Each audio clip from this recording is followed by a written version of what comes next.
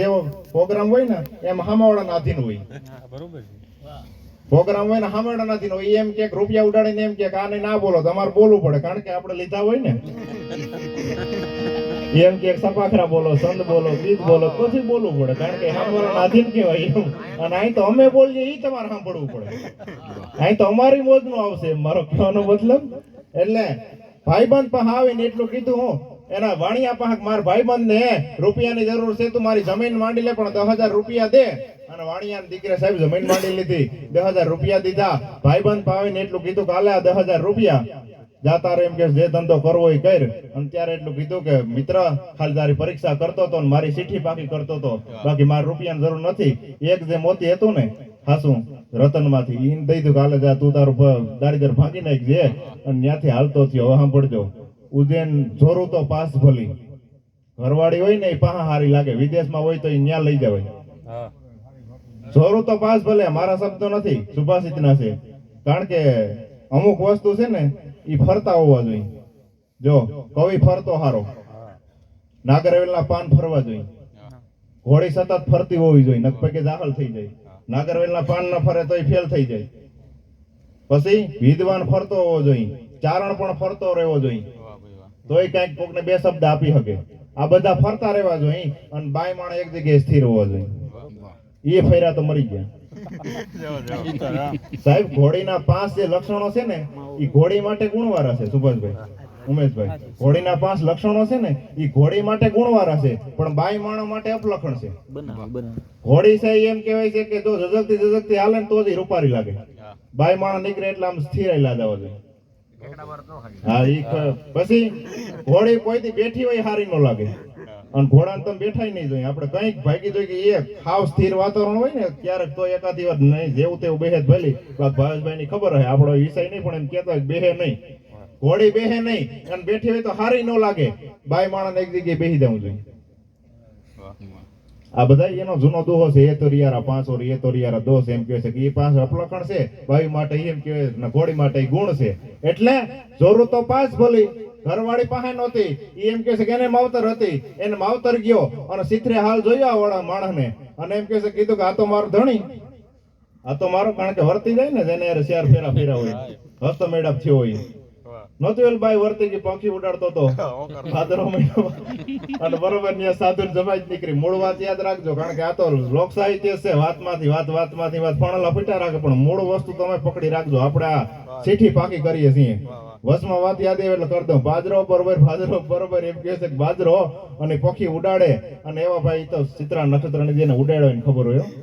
ત્યાંથી સાધુ જમાઈ જ નીકળી એટલે એમ થયું કે આ મરી ગયા. સાધુ નીકળ્યા, હાસા લાડવા, ઘીના લાડવા ખાતા હોય, હાસા ઘીના. અને આપણા અહીં પક્ષી ઉડાડે મરી જાય, હાલવાની ફેરા પડી જાય. એ ત્યાંથી થયો હાલતો, ઘરવાળી હામી મળી એટલે કીધું ક્યાં જા ભેગા, કે મેં તો ગિરનારમાં સલા જાઉંગા, બાવો થઈ જાઉં. કે આ તો આ છોકરાઓનું કોણ, કે સૈયા છોકરાઓનું શું, કે સૈયા કાય કે તારા સૈયા છોકરાની રામને ભરું હોય કે. અને સાહેબ ત્યાંથી હાલતો થયો, એ જમાઈત ફેરો ભેડ્યો. અને બરોબર એમ કહે છે કે જમાઈતમાં કામ તો કરવું પડે, લાકડા બાટી બનાવવી, એ બરોબર એમ કહે છે કામનો આરહુડો ત્યાંથી પીડો નોખો. આવું એક નાનકડું ગામ અને હનુમાનનો ડેરો. અને ગામના આવીને કીધું કે હનુમાનજી મહારાજના કોઈ પૂજારી નથી, જો તમે પૂજા કરો તો સારું કહેવાય. કઈ વાંધો ને, હસા બચા એ ત્યાં રોકાણા પૂજા મીંડા કરવા. એમાં બરોબર 4-5 વીઘા એમને બીડ પડ્યું હતું, બીડ. એટલે બધા કીધું બાપુ જો 65 વીઘા જગ્યા ખેડી નાખી, સારું લાગે, આ ભૂંડું લાગે નહીં, એમ સારું લાગે ને ખેડેલ હોય તો. તમે કહો ખેડી નાખી, ટ્રેક્ટરો આખી નાખ્યા, ખેડી નાખ્યું, સોમાહન ટાણું થયું, મેં વર્યો એમાં 5 ખેડો હોય ને બાપુ બાજરો વાવી જાય, તમે કહેતા હોય તો હસા બસા વાવી જાવ બાજરો. એ બાજરો આવ્યો સાહેબ, એ બાજરો બરોબર નીગલ પોટે આવ્યો, ડોંડા બાજરા કાઢ્યા. અને બરોબર પક્ષી ઓકરણ ટાણથી ગામના એટલું કીધું પક્ષી ઓકરણ ટાણ અમાર પણ નથી, તમે ઓકારો થાય. અને બાપુ ધોતિયાની ગાંઠી નાખી અને માછમાં સેડા માસડે. એ 2 ઘા કર્યા તો બાઈ ઘરકી ની ગામમાં આવી હતી. એ તો વર્તી ગઈ કે આ મારા આ તો મારા ભીમભાઈ. જય માતાજી સાહેબ. આ તો ભીમભાઈ બેઠા એટલે મને યાદ આવી ગયું સાહેબ, આ ઈ પરિવાર માંથી આવે. લાખીમાં દેવા એમ કહે છે જ્યાં વિભૂતિ છે. બોલા હમણાં એકવાર લાખીમાં ને વધાવો, કારણ કે એની જે તાકાત, એની જે ઉર્જા, એના આશ્રમમાં જાવ ને. અને હું તમને હાસી વાત કરું, આ વાતનું અનુસંધાન જ છે. અટાણે બહુ રખડા જેવું નથી, મોટા ભાગના પક્ષી જ વકારે. લાખીમાં જેવું તત્વ મળી જાય ને તો શરણમાં પડી જાય છે ભલામણ, બાકી ક્યાંય રખડા જેવું નથી બહુ ભલામણ. ઈ તાકાત એના આશ્રમમાં જાવ તો એના નામ શ્રવણની એટલી તાકાત છે કે પગ મૂકો ને તો તમને ખબર પડી જાય. બીજી વાત, કોઈ પણ આશ્રમમાં જાય અને જો આપણે શાંતિ મળે તો સમજી લેવાનું કાંઈક કાંઈક નામ સ્મરણની તાકાત છે. નામ સમોડું કોઈ નહીં, અહીં તો જપ તપ તીરથ જોગ, તારા નામે પાતક છૂટિયા, નામે નાસે રોગ. નામ સ્મરણની તાકાત હોય સાહેબ, મારા ને તમારા મનોચક્ર બંધ થઈ જાય અને અમુક જગ્યાએ જાય તો ઉદ્વેગ મંડે થવા ત્યાંથી નીકળી જવાય કે કાંઈ છે નહીં ભલામણ વાતમાં બાલ વારો કહેવાનો મર્દ ઈ લાખીમાનો સાહેબ ઈ પરિવાર આ ઈ છે. હા તો કોઈ ખબર ન હોય એટલે કહું કે લગભગ તો બધાને ખબર જ હોય, છતાંય કોઈ અજાણ્યા હોય તો ક્યારેક વારોતરા જાવ તો જોઈજો આઈના માણસો ભલામણ આની કોરના વારોતરા જાવ તો ઈ તાકાત, ઈ ઉર્જા, ઈ જે એમ કહેવાય છે કે નામ સ્મરણની તાકાત છે ને.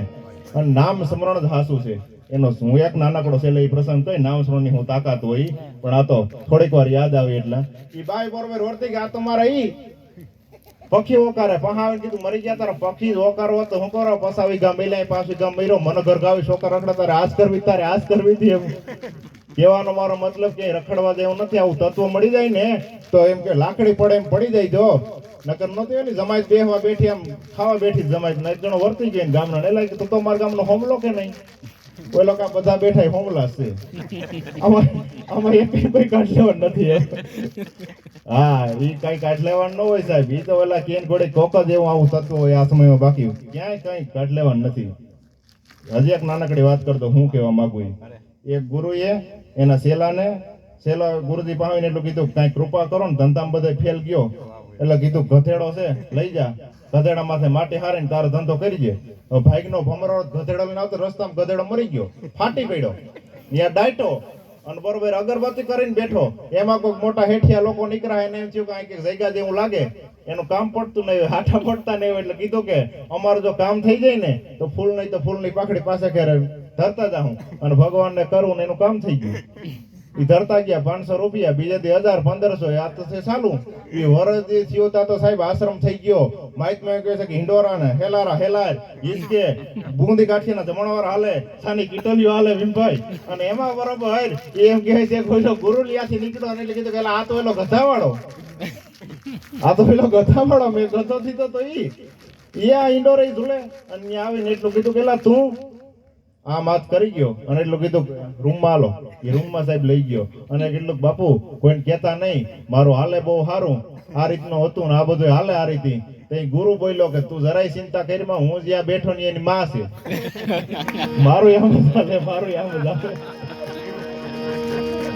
કહેવાનો મતલબ આમ બહુ કે રખડા જેવું નથી, સારું તત્વ મળી જાય તો એના પગમાં પડી જાજો. એટલે એ બરોબર મૂળ વાત કહેવાનો મતલબ કે જોરું તો પાસ ભલી.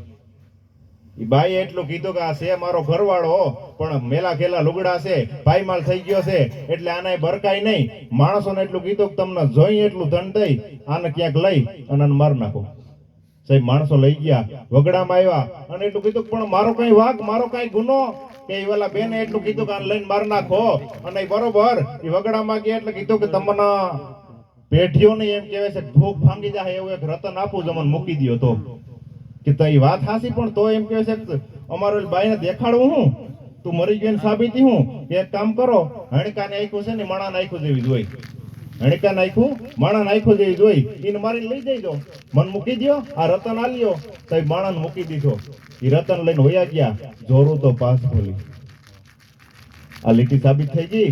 પૈસા તો પાસ ભલા, રૂપિયા તમારી પાસે હોવા જોઈએ. માયા મોટી નાગણી ઈંડા પોતાના ખાય એમાંથી મોટો મણિધર કહેવાય. નારે ના એ આ સન્યાસી માટે છે, આપણા માટે જરાય નથી. ધન એ ધરમ કરી કે ભાગ શરીર માંથી ઉતરી બાંધી રગડ કરવું હું એમ. એટલે જોરું તો પાસ ભલી, પૈસા તો ગાંઠ ભલા.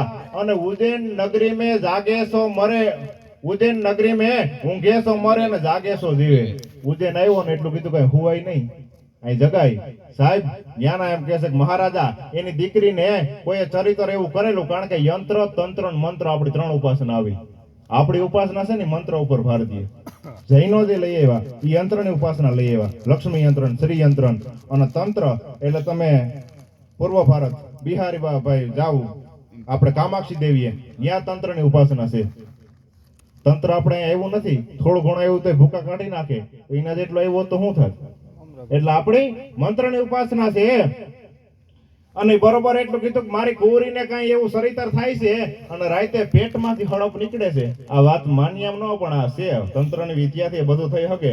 પેટમાંથી હડપ નીકળે છે, મોઢામાંથી નીકળે અને એ હડપ નીકળી જાય અને મારી કુંવરી હુકાતી જાય. જો આ કોઈ એનું દુઃખ મટાડે ને તો એમ કહે છે કે એની પેઢીઓ ન્યાલ થઈ જાય. એટલું ઇનામ હું આપી અને આ માણસ સાહેબ જાગ્યો ચીઠી પાકી કરવા માટે. ઉજ્જૈન નગરી મેં જાગે સો જીવે અને ઊંઘે સો મરે.